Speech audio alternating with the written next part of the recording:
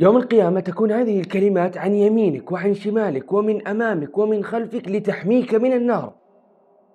وفوق كل هذا الله عز وجل يحب هذه الكلمات. الكلمة الأولى فيها تنزيل الله من كل نقص وعيب، الثانية فيها إبداء الشكر والحمد والمنة لله وحده، الثالثة فيها الإقرار بأن الله عز وجل هو الوحيد المستحق للعبادة، وأما الرابعة فيها تعظيم لله عز وجل. ولا تنسى أن أي أحد يحافظ على هذه الأذكار بسببك لك أضعاف هذه الأجور كلها. ومتابعة وإعجاب وارسل المقطع هذا الكل اللي عندك، ولا تنسى أن الدال على خير كفاعل. قال صلى الله عليه وسلم: خذوا جنتكم من النار، بمعنى خذ وقايتك من النار. أنت الحين تتساءل بإيش آخذ وقايتي من النار؟ قال صلى الله عليه وسلم: قولوا سبحان الله والحمد لله ولا إله إلا الله والله أكبر، فإنهن يأتين يوم القيامة مقدمات ومعقبات ومجنبات، وهن الباقيات الصالحات. وقال الله عز وجل في القرآن: والباقيات الصالحات خير عند ربك ثوابا وخير أملا. وفي آية أخرى: وخير مردة. بس جزاكم الله خير على دعمكم الطيب وحفظ الرحمن.